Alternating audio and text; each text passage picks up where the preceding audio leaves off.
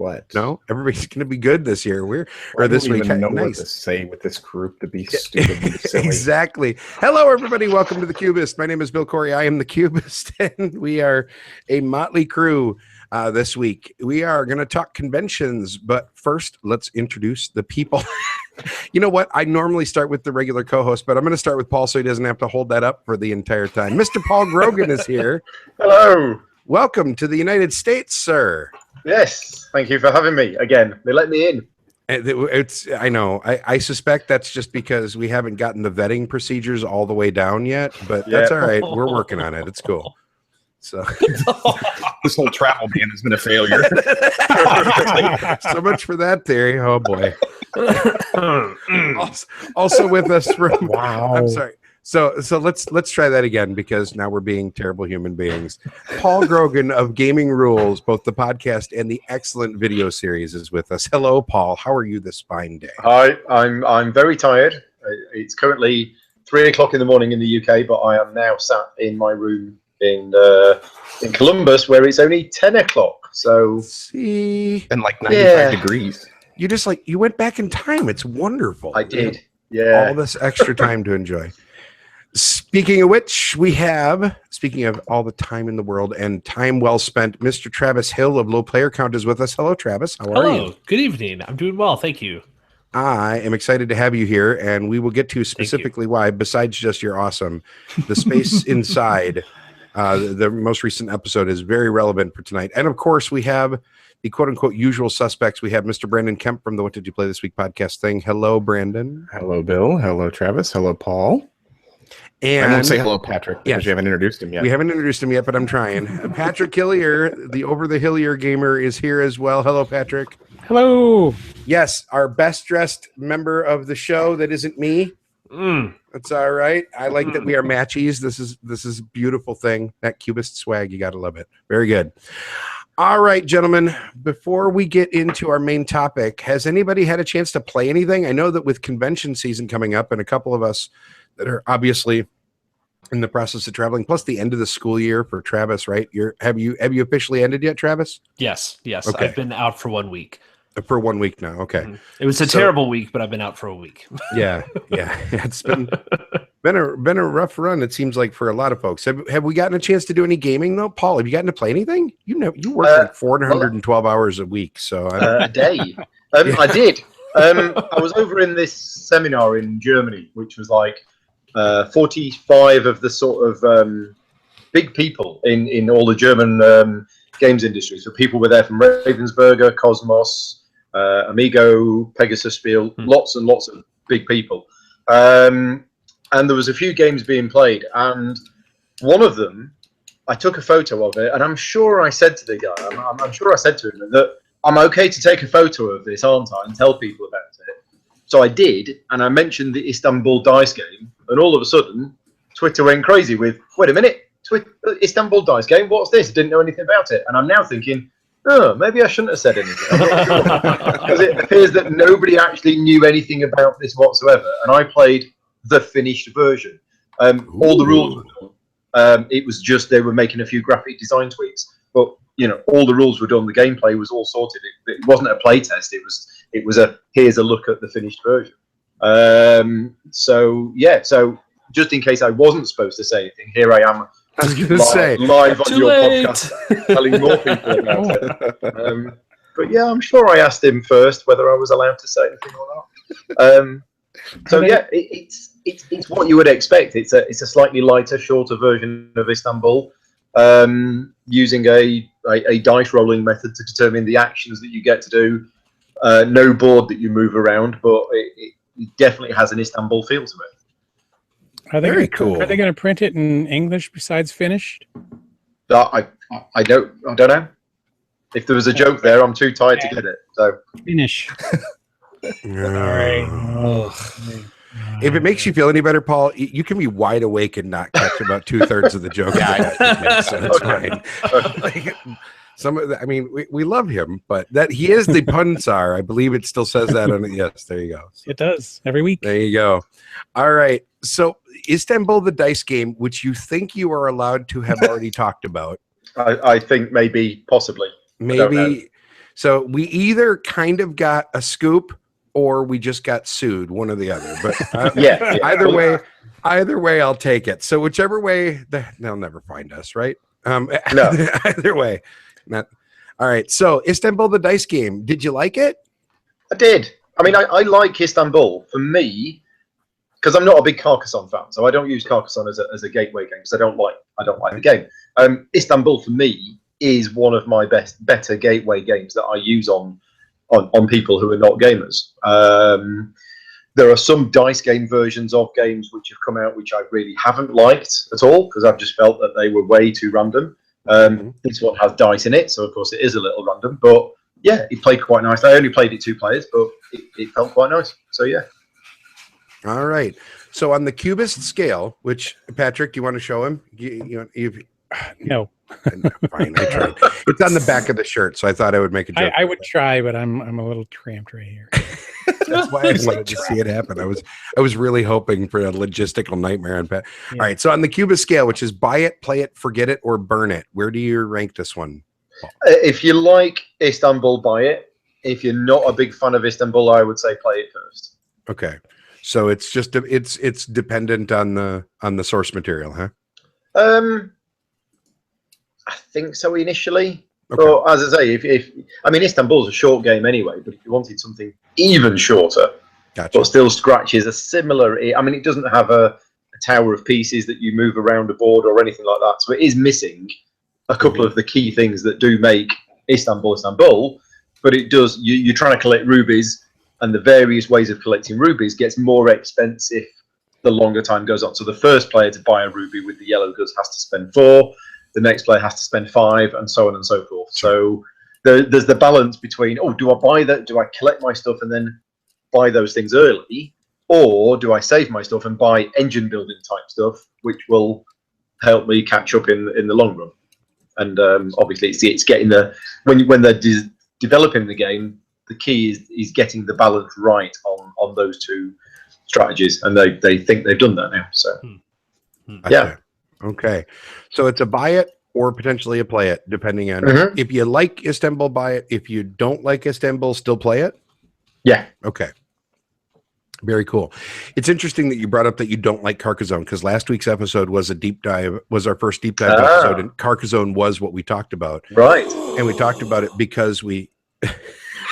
Yeah, right, Travis? Yeah, no, it's good. It's good. Okay. Like you made a weird noise. Yeah, no, I'm just listening. All right. Yeah. So it's cool to talk to somebody that isn't a band because I think we were all pretty unanimous that we all really liked Carcassonne or at least sort of liked it. So it's interesting to get a viewpoint from somebody that doesn't because I actually don't know a ton of people that aren't fans. I know I didn't used to be, but very cool. I think it played with the Paul Grogan variant rule. I think it's a lot better. Which is? You start with 1 tile in your hand you start with 2 tiles in your hand and you choose one to play, and then at the end of your turn you draw a replacement tile. So that you've just got a bit of choice because otherwise there's just no choice, and that's you've got a choice of where you put it, but that choice is generally fairly simple decision to make. I think. Yep. We actually talked about that variant last week because that was one of the ways. That's how I originally learned the game. I learned the game from somebody that felt the same way that you did. So yeah, cool, very cool. Hey, Mr. Hill. Yo, have you gotten a chance to play anything lately? Yes, I have played games. Do you feel like talking about one of them? Sure. Let me look up my handy board game stats app and see if there's anything worthwhile actually discussing. We could come back to you if you would. No, no, I'm doing this live right now. I got a chance to play Flatline, which is the new Fuse game from Renegade. Yes, and I was really, really impressed with it. Yeah. It's what I enjoyed about it, and I played it with Donnie. We played it 2-player, and what I enjoyed about it was that it took the fuse, the real-time fuse element of the dice roll and the decision-making, but it limited it so that there were actual discussions that could be made and there were strategies that could be planned, and it wasn't just, here's a new card, and it's a crap fest of just rolling dice and trying to figure out where they go, but there was like far more strategy, and it was tough. It was really, really hard, and we played it 2-player on the normal mode because we're experienced gamers and we sucked hard. So, but it was good. I was really impressed with it.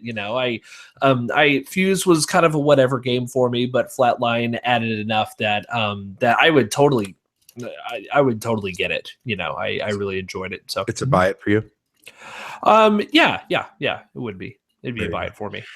So last week during the show, I have a dual monitor system set up here, and on this monitor that I'm not looking at, I had a cool stuff cart that was building during the show. It was terrible. It's a terrible idea, but I ended up buying a copy of King Domino during the show because I was sick of listening to each one of my co-hosts talk about it on consecutive weeks and still having not played it, and nobody in my group had it. And so I ended up picking up Flatline. This is where I'm going with this. I picked up Flatline, and I just got it a couple of days ago myself. And I played it solo. Oi. I imagine. Ooh, because you basically just play a 2-player game by yourself, right? Oh, okay. Yeah, no, we haven't looked at it solo yet. That's literally how solo Flatline plays. That's banana pants, right? Like you don't have to communicate with anybody, but now you have to track 14 dice. Banana pants. It's a lot. It's a lot. So, but yeah, it is really good though. It's fun. Yeah, it's fun. That is one little used gaming adjective. Banana pants. Banana pants. I don't know if that's a Wisconsin thing or if that's just a Bill's a freak thing or what it is, but that seems to be the sort of thing that I say and no one else in the world does. So I don't know. I like it. There you go. All right. So Flatline from Renegade Games. That's Kane Klinko, right? Is it? Yep. Yeah. Yep. He's one of their guys, and he's so good. See, Wisconsin boy. Can't wait for Kane, go. So for you, Flatline's a buy it? Yeah, I definitely buy it. And it's not normally my style of game, but I really enjoyed it. I thought it was way fun.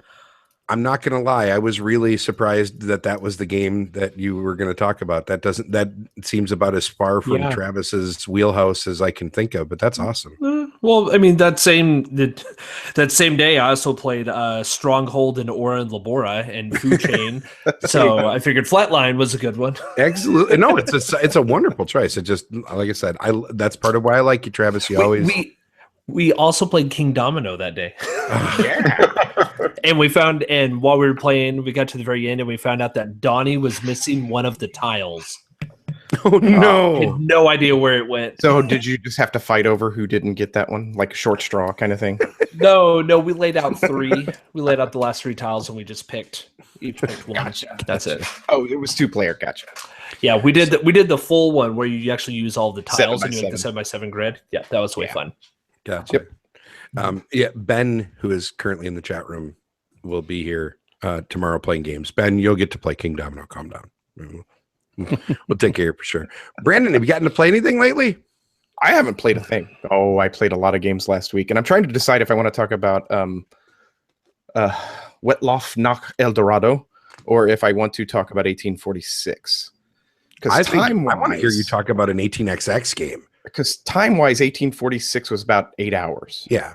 But that's if I get a vote, that's the one I want to hear about. Race to El Dorado only took us like a half hour. I was going to say. So it was my first game, my first 18XX game.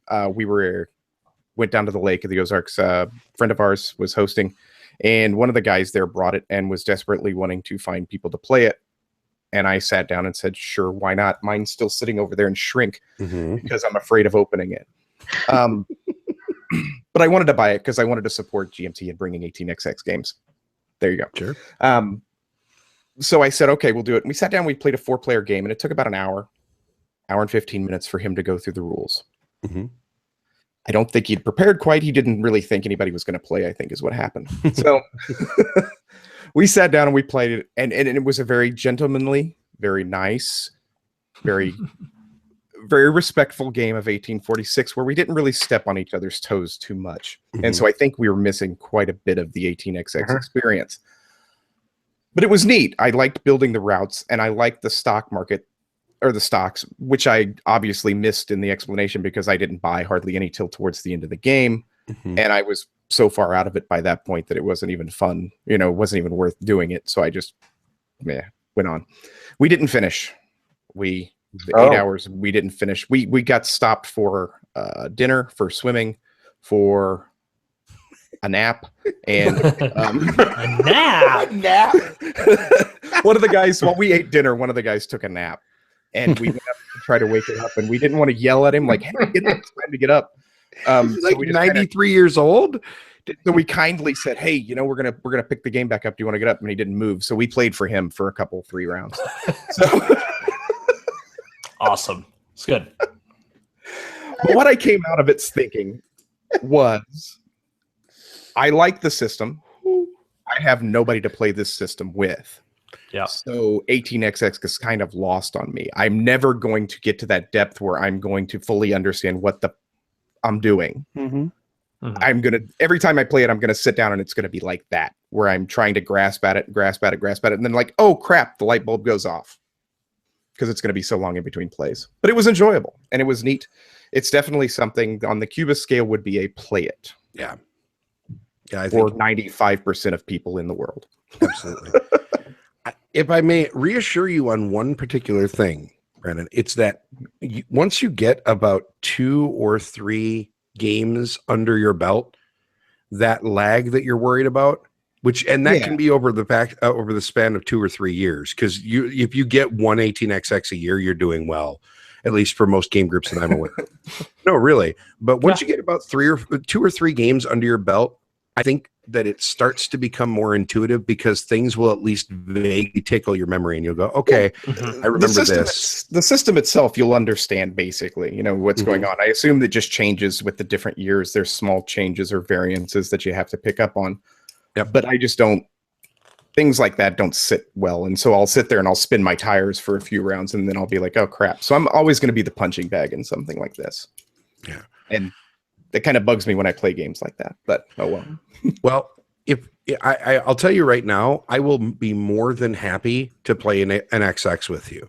Like, I would love to do that. So it's just, I have 18AL, and 1846 sitting over there. And I have tried to make days to get a group together of like 4 or 5 people, and everybody's like, nah, we'd rather do other things. So, No. and Krinza's not going to sit down and play it. She sat there and watched us for probably 45 minutes and then happily excused herself and thought we were insane. So you could hear the eye rolls before she had actually. Oh yeah, no. Yeah. Shorter XX games are available. What's that? Shorter XX games are available. Sure. Yeah. Yeah. They are not all necessarily 8-hour. No, and this shouldn't have been an 8-hour thing at 4 players. Well, you took a break for a nap. It was an hour and a half eating. There was a nap, there was swimming, there was food. Yes, it's not an 8-hour game. Right. I do think I prefer to learn and dive into something like Age of Steam more so than 18xx, but I would play it because I like the idea of moving stuff more than just moving my routes. Gotcha. Very cool. So, all right. So 1846 is a play it. It's a play it. Very good. Unless you're insane, then buy it. Unless you're insane.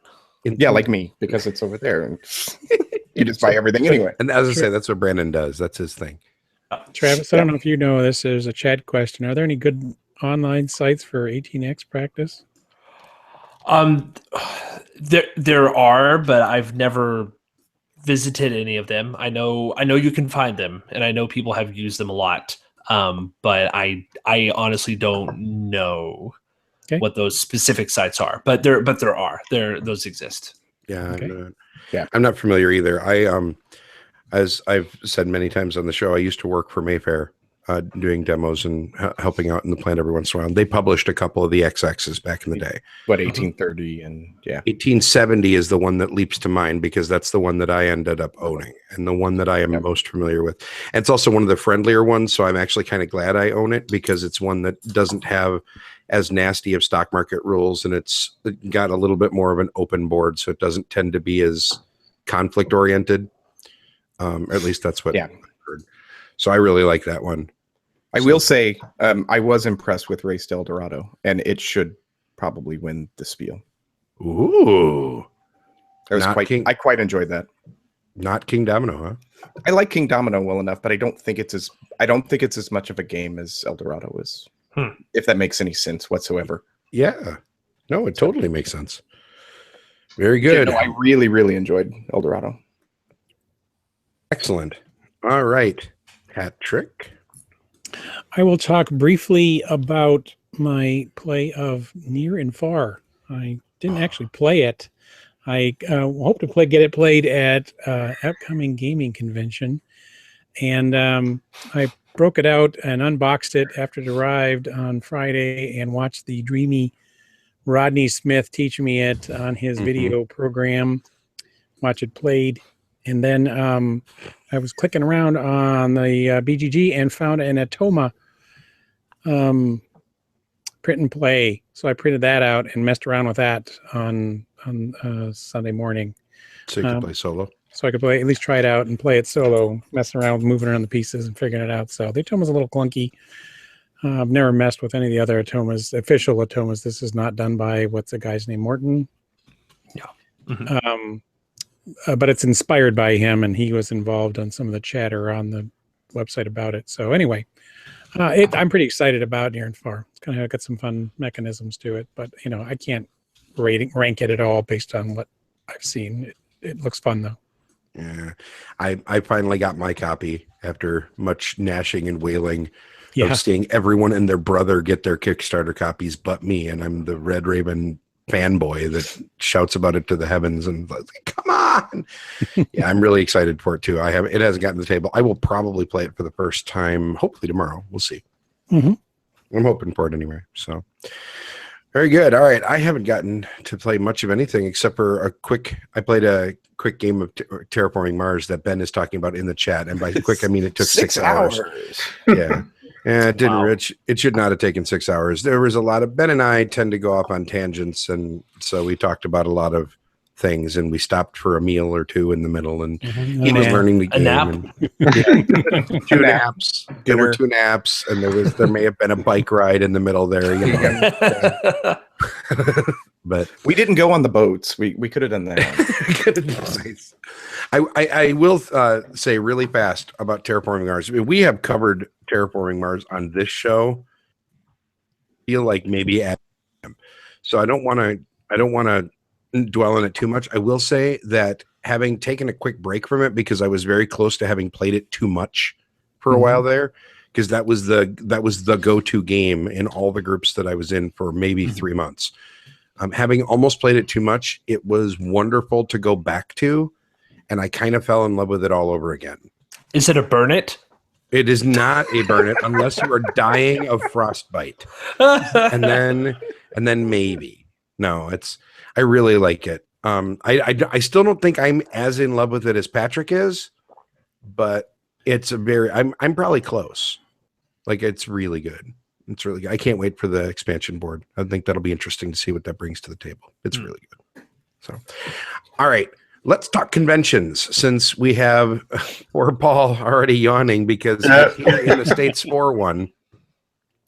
So it was brought to my attention, and this is Origins Week, of course. We've been kind of briefly mentioning it off and on before the show started, and we've mentioned it a couple times. This is the week of the Origins Game Fair in Columbus, Ohio.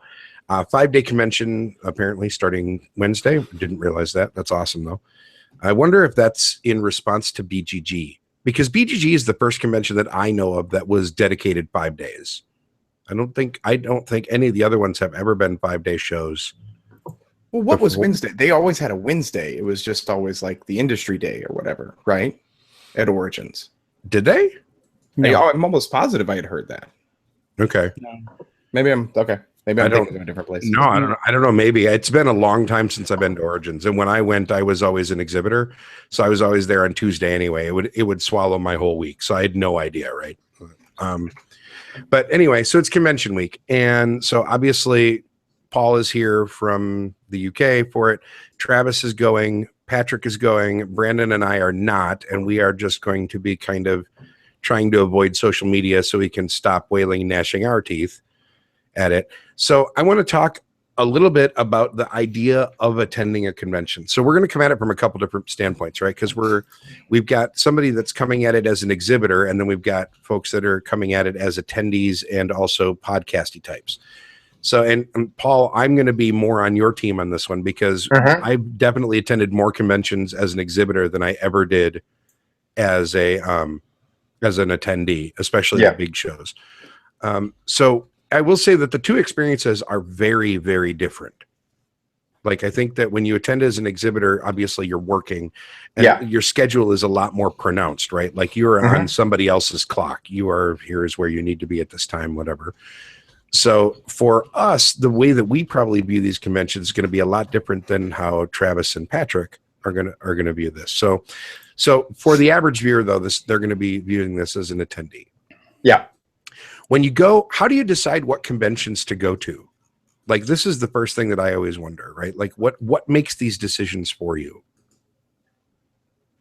You speaking to me as an attendee? Everybody. This is just sort of to the group at large. Travis. Yeah. What made you want to go to Origins this year? I had time. Okay.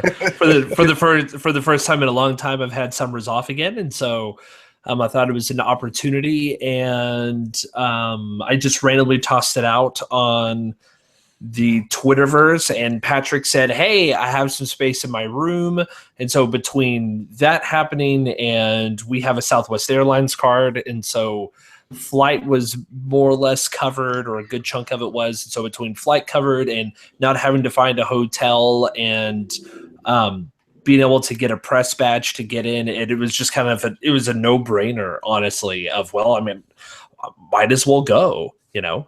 And I've never been to Origins before. I'm actually really excited about going to Origins because BGG Con is all about gaming, and I was just at HeavyCon a few weeks ago, and that's all about gaming. And so I'm actually primarily going to Origins for like low player count stuff, you know, to actually talk to people for industry related things. I'm not like recording anything, but I'm just meeting up with people and, you know, business cards and what do you have, and let me demo it so I can just kind of go and report back. And so I'm excited to be able to do that instead of just sit around and try and find games the whole time. You know, it's a new experience at a new place. And fortunately, I'm with Patrick, who has been a bunch of times, and so he's just going to show me the ropes the entire time. So I'm grateful for that. Now, and Patrick, this is the closest thing to a home convention that you, I mean, well, of the giant ones, yes. But yeah, I mean, I'm about an hour and a half drive door to door from the convention center, but I still go and stay. And I've been going to this long before I got into gaming big time. So when was the first year you went? Do you remember? I can't remember. I want to say, was it in Columbus still? Oh yeah. Okay. So 8, 9, 10 years in that range. Okay. So when my son was little, we started going with like one day. You know, we'd go on a Saturday, and then we maybe went Saturday, Sunday, and then that's why I always stay at the Hyatt. I was tweeting about that today because it's attached, and he could kind of come and go to events from the room and find me and not have to go outside of the convention center, which is nice. Gotcha. But anyway, so we've been going for a long time together, and it's always Father's Day weekend, so kind of makes it a father's son thing. Aww. But anyway, but anyway, screw you and your No, it's also very close. I mean, it's also, since then it's become a really special con to me because it's a really good gaming con too. Yeah. I mean, there's a lot of fun people that go and playing. It's a good place to go play games. See, to me, Origins is the convention between Gen Con, which is crazy huge in all of the things, and like a BGG Con, which is fairly intimate and small, so you can actually meet up with people. I think Anthony Ricano is in the chat, and he's talking about how you definitely have to go to Gen Con at least once. I agree. I agree. I agree with you, Anthony. Everybody should go at least once. I've been enough times that I don't feel like I need to, but I do think that, like, he's talking to Ben in the chat, and yeah, Ben, you should probably go at some point. I think Origins is that nice, happy medium between a Gen Con and like a BGG. Because it's big enough that there's new stuff in a big dealer area and, you know, that big convention feel, but it is small enough that you don't get lost in the crowd. It's about a quarter the size of Gen Con. I'm actually looking at the numbers right now. Gen Con breaks about 60,000 people. Origins hovers around 15, 16. Yeah. So it's literally about a quarter the size, but it has about close to the same footprint.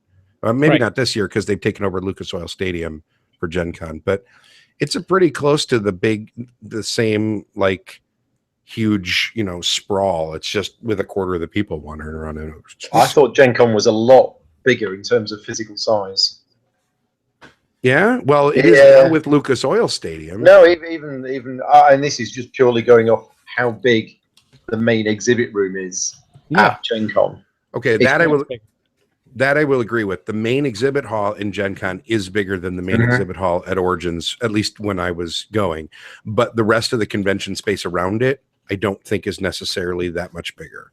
Right. I might be wrong on that. I mean, I've never walked around and measured it, but it feels like it's not that much bigger, because most Gen Con feels like it is mostly that hall. At least that's been my experience. There's a lot of Gen Con that isn't in that hall. I know the year where I was only working in the exhibit hall, which means by 6 o'clock I'd finished, and I got to wander around and see what else there was at Gen Con, and got lost twice. It's just ginormous. The amount of other stuff that was going on there was just, places. It's just, but yeah, you may very well be right, and this might be a matter of my skewed perception just based on my weird roles that I've had at the convention. So you're probably right. Actually, I don't know.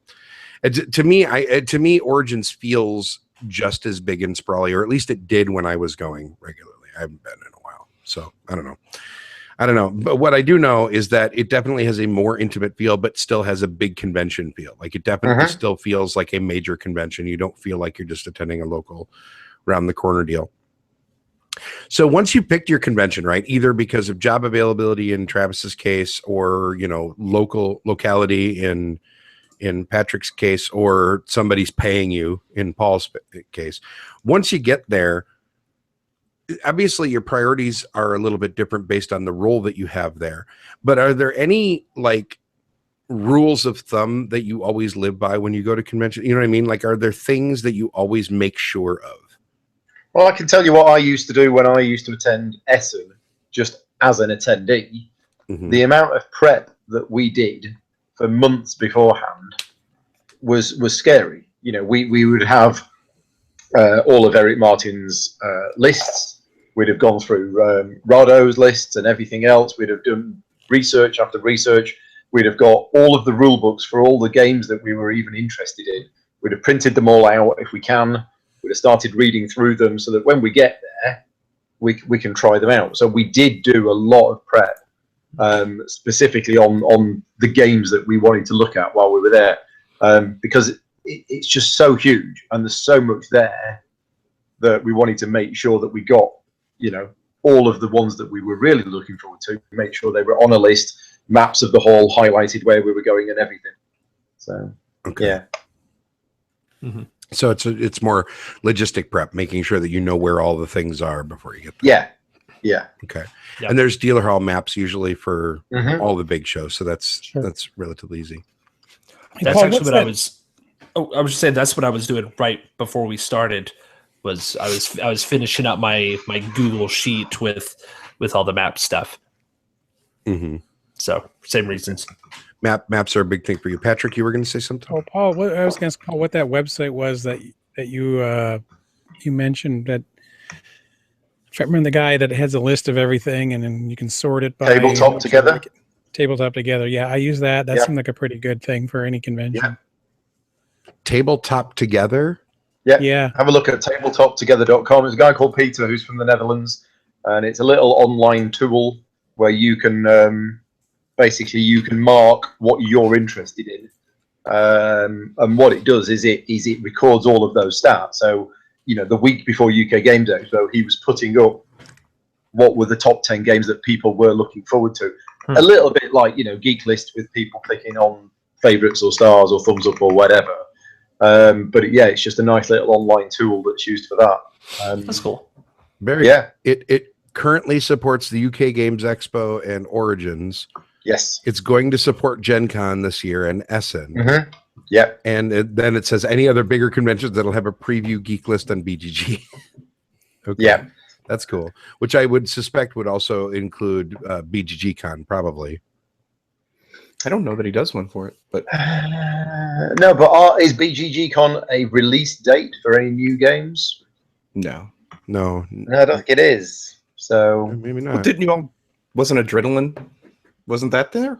No. no, No. that was Essen. It wasn't It was- okay. released.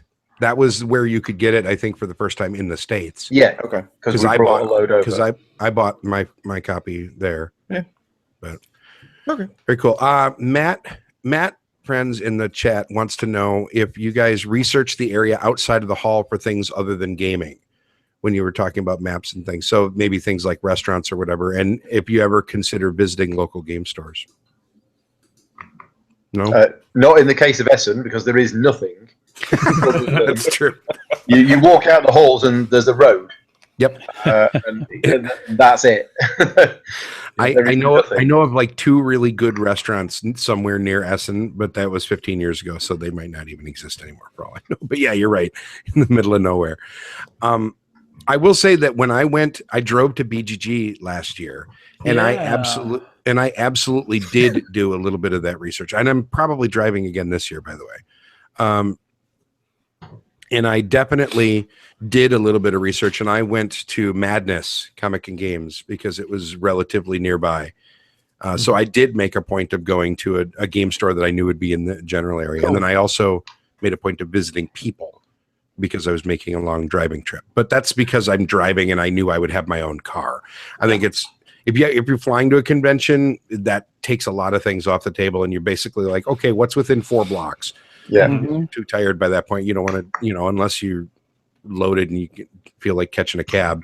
Generally speaking, you're only going to be doing things that are a few easy blocks walk away. At least that's been my experience. I don't know. Yeah. All right. Mav in the chat says the 6-2-1 rule, which I absolutely agree with. For those of you that are not familiar with this is 6 full hours of sleep, 2 meals, and 1 shower every day. That is a thing that we all make a joke about, but you know what? That's a pretty darn good rule to live by. Yes, it is. Like, there's nothing. When I used to do the Concred segment on the Dice Towers podcast, that was one of the things that I hammered on, is that I think that there is no substitute for personal care at a convention. It's all well and good to want to sit and down a case of Monster so that way you can play a role-playing game for 26 hours straight. But at the end of the day, no one will like you when you're done, right? Like, you might think you're having the best day ever, and everyone else is slowly backing away and going, nope, we don't need to hang out with that guy anymore. And that's a young man's game anyway, right? Like, that's the stuff that you do when you're 22 and your metabolism thinks everything is easy peasy. Me, nowadays, the idea of staying up for 24 hours straight gets me tired now just thinking about it. So last time I did a 24-hour charity event was about 3 years ago now, and I used to do them not all the time, but I used to do them at least once a year, and it nearly killed me. I just can't do it. And I got home, and my girlfriend said, you're 45 next year. And I was like, no, I'm still 25. And it's like, yeah. I'm actually thinking about doing an Extra Life marathon this year.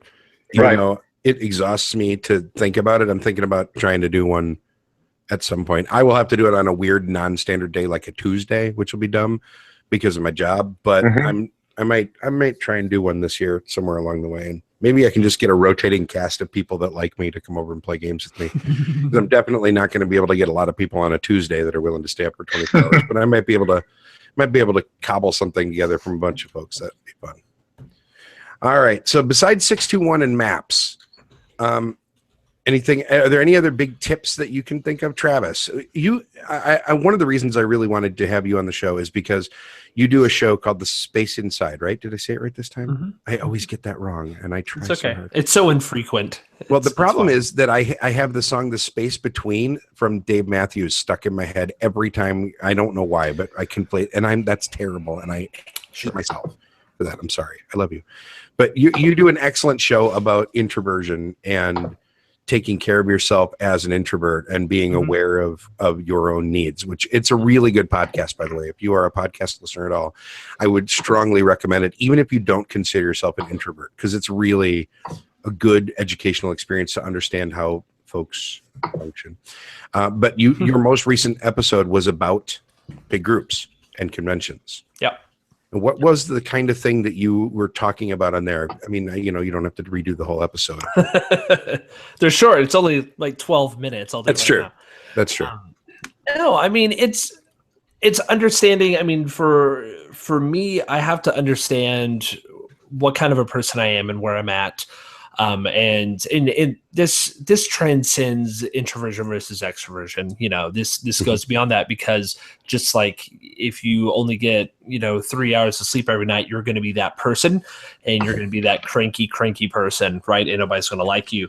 But it's also understanding where you are. So, for example, if I play like at Heavy Con, I told this story. So here's an idea. I told this story about at Heavy Con on like the third day. I had been playing these really long games. They've been wonderful, but I was absolutely exhausted. And instead of like going and taking a nap, which is what I should have done, I sat down with a buddy and I was teaching him the coin system from G&T. I was teaching him the coin system really quickly, because the next day we were going to play Falling Sky. And so I sat down and I was just like, well, I'll just teach you the system, because teaching the system's easy. It's less than 10 minutes to do. You do this, move these guys around here and do that stuff, right? So not hard to do at all. But the problem with it is that while I was teaching him, this poor guy walks up to me just as ecstatic as could be, because we had Falling Sky out on the table. He's like, "Ooh, are you guys going to play?" And I'm like, "No, man, I'm just teaching the system." He's like, "Oh, well, hey, I played this a lot, so if you need any help teaching them, I mean, we could just set up and we just play a couple rounds." And I'm like, "No, I'm just teaching the system." He was like, "But you could, but I don't know. I mean, I'm just.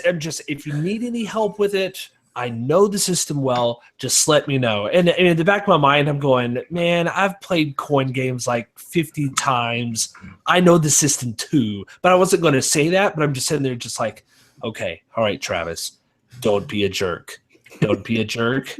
And it didn't happen. I was still like, "Yeah, man, thanks." And I just like turned away and started working on something else. And I felt bad for the guy, but I knew at that moment that I needed to just stop. I needed to pull and retreat back into myself, go read a book, go take a nap, go get a bite to eat, just go stare at the wall for a little bit. I needed to do something that was not surrounded by people.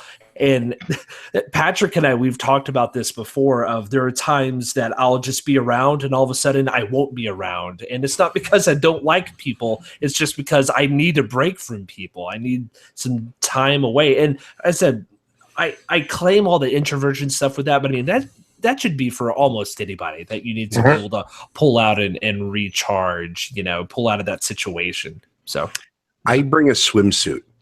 No, I'm serious. I bring my swimsuit along, and the hotel that I'm staying in almost always has an indoor pool. And so when I get to that point, I say to myself, I'm going to go swimming. And that forces me to leave the convention, go back to my hotel room, change clothes into the swimsuit, go to the pool. Even if I'm only in the pool for 15 minutes or so, you know what I mean? Yeah. It's a relaxing, quiet thing. And then I have to get back out, go back to the room, probably shower again, put on clothes again and go back. That gives me like an enforced 60 to 90 minute break, even if I'm in the same hotel. Yeah. Sometimes is just long enough that I have gotten away from human beings, because nobody's in the pool at 2 p.m. on a convention, right? Like, I mean, that's just not okay. Your kids, but almost right. Your kids are reasonably calm, right? And I'm pretty sure I can take them if I absolutely have to. So I mean, yeah, right.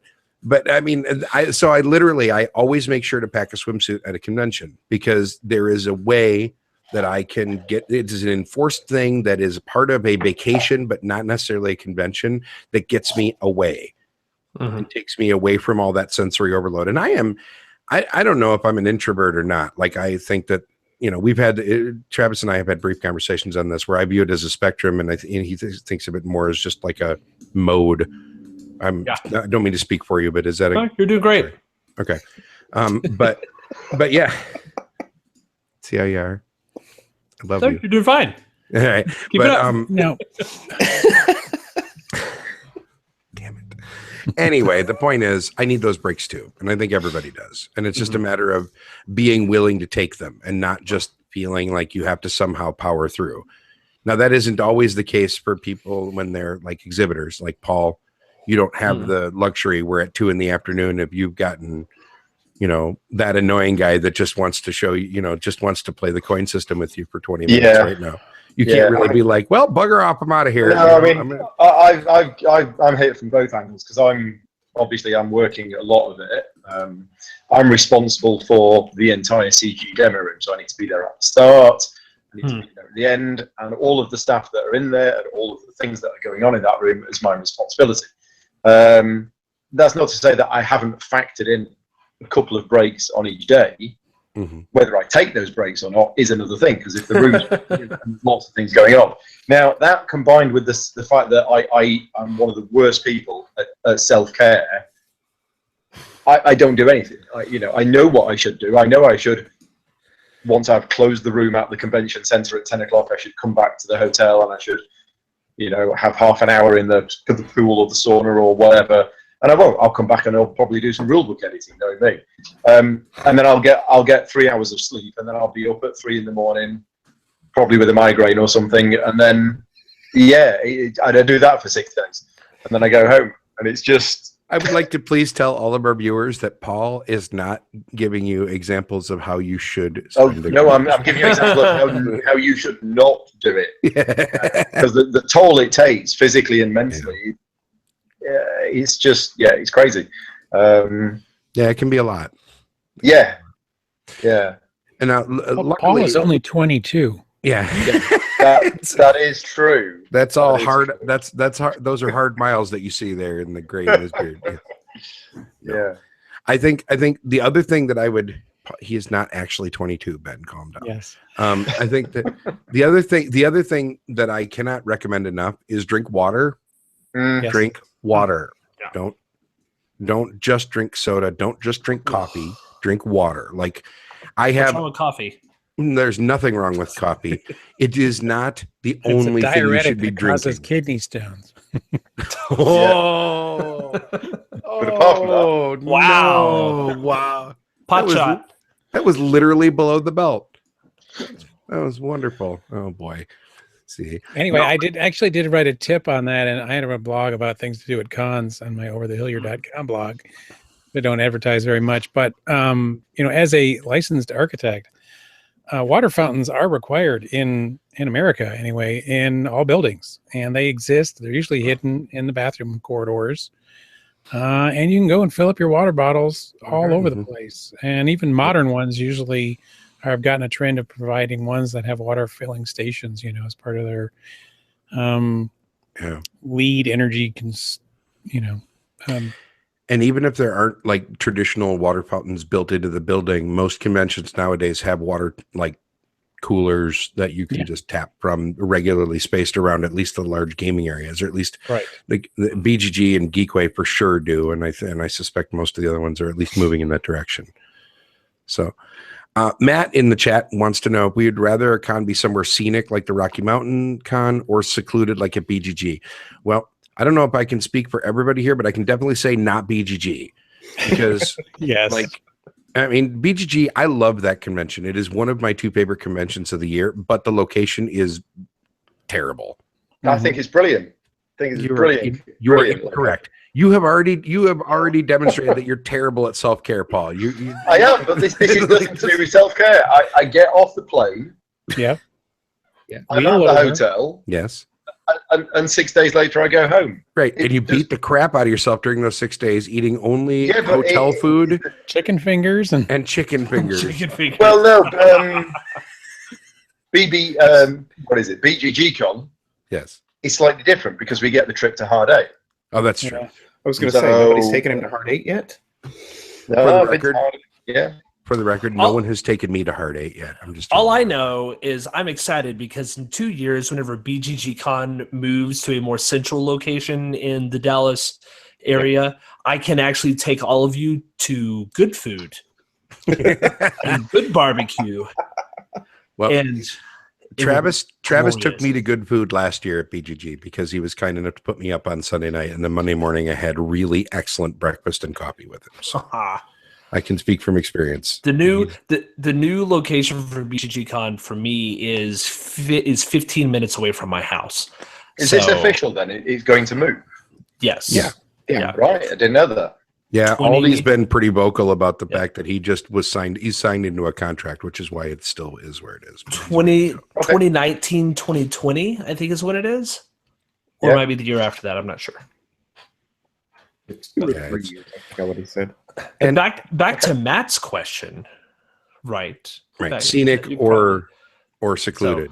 I personally don't really. This sounds bad. I go to a gaming convention for people and games, Mhm. Yeah. and so it's very rare to want to just kind of go abroad.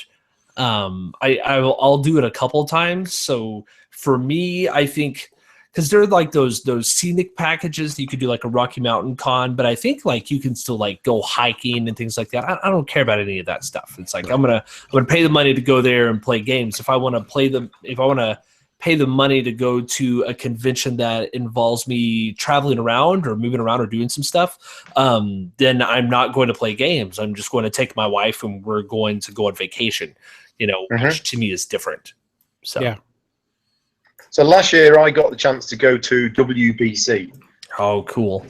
World Board Gaming Championships. Mhm. But basically it's a games con, but there's a lot of focus on hex-based war games there, a lot of old school games there as well. Now, WBC, for all of the years before, it's been held in Pennsylvania, and it's been held at a building which ended up being condemned because it was leaking. Yeah. It was a complete disaster, apparently. So they moved to a new location, and last year I got to go to it, working for CGE. And it was like this, it was called the Seven Springs Mountain Resort. And I looked at the website, and I was like, wow. And it was an absolute luxury location. Mountains, ski slopes, swimming pool. It was just amazing. But I didn't use any of that. I didn't see any of that. I was working for 12, 14 hours a day for 4 days, so didn't really see any of it. So yeah, for me, if it's nice and it's scenic, it doesn't actually matter because I'm there for the games, the people, the rooms filled with games, and that can be anywhere really. But it depends where you're going. If you do take a bit more care of yourself and you do decide to take 3 or 4 hours off each day, then yeah, if you're in the mountains and you've got lovely parks to walk around, then that's better than just walking around Dallas Airport. No, yeah, definitely don't do that. So in 2012, I went to Dice Tower Convention, the only year I've been. And we went, because that's in Orlando, we went, my ex-wife and I went, and we went early and did a day or two of Disney before, and then a day or two after. I think we did SeaWorld after and Disney before or something like that. I don't remember what it was. And the point is that's the compromise to me. Like if the place you're going has a thing that you might care about, then budget the time before and after. But I'm with Travis in general. During the convention, I could care less. Like I'm there for the convention. I'm there for the people that are at the convention. I'm definitely not there for the surroundings. Like now, if I can dovetail it with something else, then that was great. Yes, that is actually where we met, Anthony. You are correct. You were my smoking buddy at the time. So yeah, no, that was a fun convention, but that was sort of the compromise, right? Like if the convention is of interest to me already, it's not going to be because of the location. The location will be a nice added bonus maybe that I might stretch the convention out. But in general, the convention is going to be the focus for me anyway. Brandon, any thoughts on this? You go to Geekway, which is St. Louis, which is like 2 hours away for you, right? Yep. Do you do St. Louis-y What stuff? do you mean thoughts? We don't do St. Louis-y stuff except for, food outside of it, like one night. We go to the con, we stay in the hotel, the kids just want to, it's like they're in a castle and they get to run the place. And Sure. And we play games, Right. and that's what we do. We go out, and if we see friends that are from the St. Louis area, we go out and do things like that. But no, we stay there. I would love to go someplace like what is the one is it Portugal? Oh, Is that what is the Lyricon? name of that? Lyricon. Yes, I would love to do something like that. The last 2 years. I would love to do something like that for purely selfish reasons, just to see, Portugal and forget the gaming con. But the one other than that, no. If I go to a convention, we stay there. the one that I want to do would be one of the gaming cruises, like BGG at sea. I would really like to do one of those because I think. Did you go? We went to CruisyCon, and it wasn't as great as I had hoped. No. Nope. Because you didn't do cruise ship stuff? No, because there was too much cruise ship stuff and not enough gaming stuff. Okay. Yeah, see, that's my problem. That's why I don't want to go to that stuff. I want to play games. Well, see, I like the idea of if there is a game library that Molly and I could sit and check out a couple games so we didn't have to pack stuff and we could have a game night. And then, during or game day and then at night, we could do the night stuff on the cruise ship because I hate the sun and try to avoid it whenever possible. Like that would be great. I would do. You. Yes, that's what I hear. You know what? Vitamin D pills do the same thing. That's all I'm saying. Anyway. Whatever, dude. I've been a DJ for 25 years. I don't know what daylight is like. Like I haven't believed in 6 a.m. in a long time. All right. This is not a thing. So no, but in general, I think, yeah. So, all right. So closing thoughts. If you had to give one tip to somebody as far as either a convention to pick or a trick once you get there, what is the one thing that you would say to one of our viewers to get to make a convention a better experience for them? Well, I'll go left to right across my screen. Brandon, we'll start with you. One tip. Jeez, what's my one tip? Yep. Have fun, for crying out loud. That's why you're going. Jesus, that's all I got. So do the things that you do. The enjoy. Things. Make yourself happy. Do what you want to do. No, don't treat it like But yeah, that's basically it. Don't go in with huge expectations of what's going to happen or what you're going to do. Just go play games, meet new people, have fun. Yeah, I agree. Patrick. Yeah, I say same sort of thing. I kind of encourage people not to overscript things, and then get disappointed that they don't fulfill their script. So I kind of turned it into, hey, my goal is to get a picture with you rather than, doing anything more. Anything more on top of that is gravy because there's just too many people that you want to see and sit down and play a game with, and you're not going to see and be able to do everything. But it only takes 2 seconds to say hi and shake somebody's hand and get a hug or get a picture with them. And that means a lot more to me nowadays than anything else. Aww. Aww. Yeah, I know, right? No, that's you're 100% right. We kid, but it's for sure. Paul, how about you? The king of bad advice for conventions. What is your piece of work? Wow. Just work. Well, actually, yeah, no, I was going to say something similar to Brandon. Is go in with don't go in with too much on your plate. Don't think because Gen Con has a massive exhibit hall that you should spend 3 days walking around every booth in the exhibit hall. Just go in. If you've never been to that one before, just go in and take your time and see how it goes. Those exhibitors will be there the next day. Those games will be on sale. You're not going to miss anything, really, if you do miss it at Gen Con. Ideally, go to one if it's your first one. Find other people that have been there before that you know, and ask them if you can tag along with them. They'll just make the whole process easier, especially for the big ones with the sprawling maps where things are hidden away and you don't know where they are. Then yeah, try and find somebody else to go with. Have a wingman for sure. Mm-hmm. Travis? I would say play a game that is outside of your comfort, not your comfort zone, but play a game that you normally wouldn't be able to play.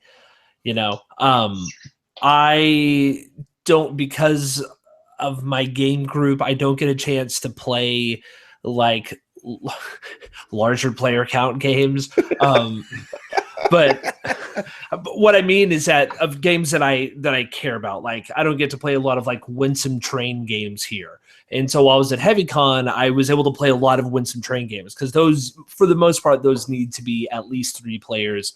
And I have one other person converted here, and so like at at Origins on Friday, I'm meeting up with Cole Worley and his brother and another buddy, and we're going to play train games. We're going to play with the new Winsome set. So I'm excited because I have them. They're right there. I won't be able to play that set probably that copy for like 6 months minimum, just because of trying to get people's stuff lined up. So with that being said, go in scheduling something that you normally wouldn't be able to do, whether that is some epic 10-hour game using of Eldritch Horror with all of the expansions and all of your buddies just sitting around a table, or whether it's a different type of a game or whatever. Just try it, do something different, or do something that you normally wouldn't be able to do. Jokingly, obviously, because all the low player count stuff, people jokingly ask, what solo games did I bring to the convention? And obviously I always have some, so so I don't care. Be cranky about it, people. But no, last year I showed up at HeavyCon and Tony Fryer sat down on the first day. It was like, "Oh, it's so good to see you. So where are you setting up Navajo Wars?" Like, you give it to me, I'll set it up and I'll play it. I have no problem with that. So that's but seriously though, play something you normally wouldn't be able to. I can honestly say that my first experience in real life with Travis was doing exactly that. Travis taught me Roads and Boats at BGG Con, which was a game that I had heard a million things about and was never probably going to get to play anywhere else because nobody that I knew owned it. And it's not the sort of game that I'm going to run right out and spend $100 and some on without any knowledge of it. And so that was the kind of thing where I get to have this amazing experience that I was never going to have any other way. And plus I got to meet and become friends with Travis, which is awesome as well. What's fun about Roads and Boats is that this upcoming BGG Con will now be my third time that I will have taught someone Roads and Boats. Because you're teaching it again this year? Bill, it was you 2 years ago, and then it was Patrick and my local buddy Cliff last year, and then Sean from Dukes of Dice said, "Hey, I want to learn Roads and Boats." So apparently I'm teaching him Roads and Boats at BGG Con this year. So this is your thing. If 4 hours of my BGG Con every single year is teaching someone Roads and Boats and playing it, I can't go wrong. I really can't. I may stalk you and try and get in on that again, because I would love to play that again. And there's still sure. I will play a 3-player game of it. I will not play. And that's one game that I love to play, but never get the chance to. If I wasn't working all of BGG Con, I'd do the same. Every time I have a big game weekend, I always try to get. I will work for you. Rarely succeed. I will work for you at BGG, so you can take 4 hours, Paul. Cool. Yeah, there you go. Do it. Except with 4 of us, it'll be probably close to 8 hours, as long as we have a nap and a swim and a meal. I guess I can sacrifice that 8 hours. Travis very carefully said he would play a 3-player game of I did. I just want to point out that he hammered on the word 3 there. 3. So I think I might have to work for Paul, so that way Paul can take my third spot, so Travis doesn't stab me in the face for actually. We could probably work as hard as Paul. We can share it. Share it. Very good. Very good. I'll play the start of the game, and then you can take over halfway. And then I'll be the guy that goes, "What the hell did this? Who's taking the nap? Where's all the geese gone? Somebody stole my geese." I don't have any. Who's taking the nap in the middle of it? Yeah, I'll be during the nap part. There you go. Oh, that's so good. My tip, just because I want to round this out, is self-care. No matter how much fun you feel like you're supposed to be having at a convention, no matter how many things you have scheduled, take care of yourself. Whether that's the 6-2-1 rule or making sure that you are eating an appropriate amount of protein and other real food that is not, just crap. Whether it's getting away from people for an hour so that way you can recharge your mental batteries. Whatever it takes for you to take care of yourself, do that thing first and always, because if you don't do that thing, you're going to be a miserable piece of humanity for all of the rest of the people at the convention. Even if you think you're awesome, the less you take care of yourself, the less awesome you are for all the people around you. So take care of yourself first and foremost, because it will make your convention experience better. It'll make it better for everybody else. Just that's the only thing. And in there is 6-2-1 and water and all that stuff. But take care of yourself and enjoy it. I think you can't focus on that enough. Brandon, I think you had the heart of it right there, man. Do the thing that you like. All right.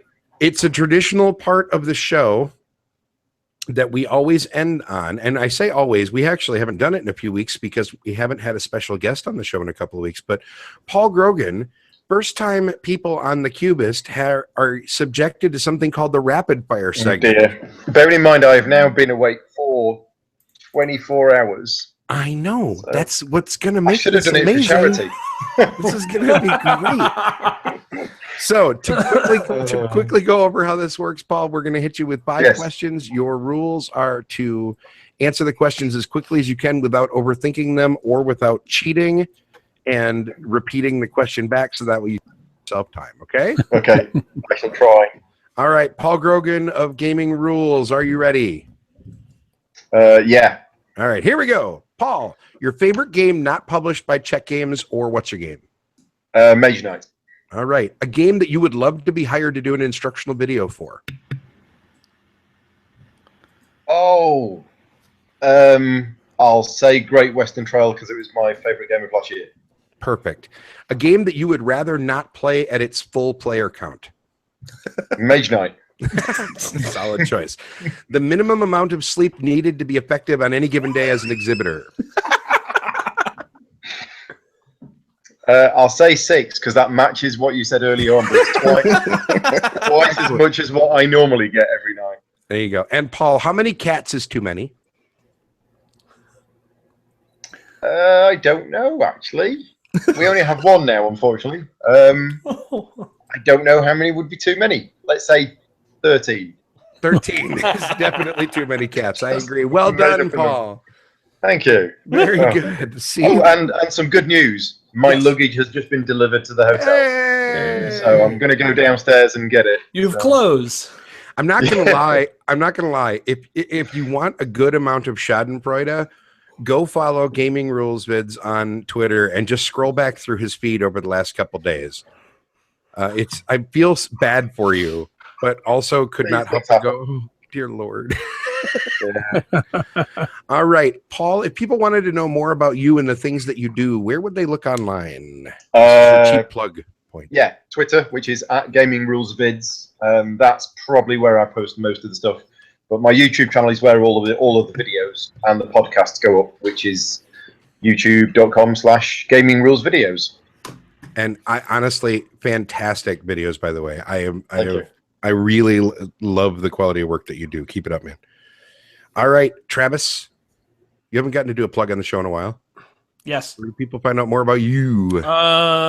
Personally, Travis D. Hill all over the Twitterverse, but Low Player Count is the main podcast.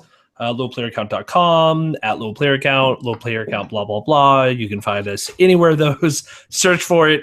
We're there. We talk about stuff. Yes. Dealing with low numbers of players. Yes. Low numbers of players. Yes. Exactly. And also, don't forget his excellent show, The Space Inside. Mm-hmm. I'll plug it even if you won't. It really is good. Well, I appreciate that. Absolutely. Brandon. Yes. This is your turn.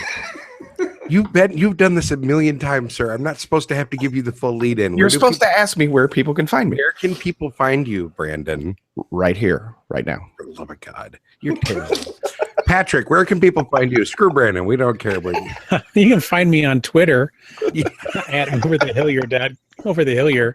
And you can find me Thursday at the Punchboard Media meetup at Origins at 8 p.m. in the CGE booth, which not the booth, the room. Room, which is across the exhibition hall. It's 8 o'clock local time. Many of us are all there, going to be there as part of our Punchboard Media gang. Yeah, this is the official launch party. Find me under Pikachu's butt.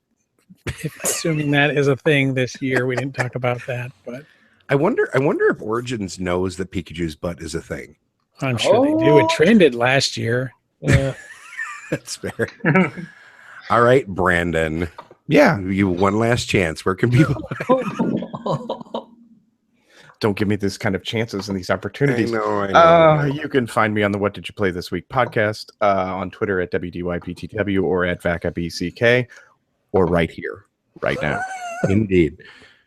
And all 5 of us here all of our various forms of content are proud members of Punchboard Media. Yes, we are. Brand new podcast media network. Check it out. punchboardmedia.com is the website, and you can find stuff to all of our stuff on there. For the Cubist personally, or for me personally, I am at Bill Corey Jr. on Twitter. The show is at Cubist Podcast. You can go to thecubistpodcast.com. If you like what you see and you want to support the show, you can buy merch there. Just click on the shop link at the very top of the website. That would be awesome. You can also become a patron on Patreon. There's a support tab at the top as well. So thanks, everybody, for watching today. I hope you guys all had a great time. We will catch you all again probably next week. Maybe we'll get really tired post Origins, people. Who knows? We'll see how it goes. So everybody have a great week. Enjoy Origins, you guys. We will try and not be too jealous on and rant at you on social media. So the FOMO will be real. Have a great week, everybody. We'll see you later.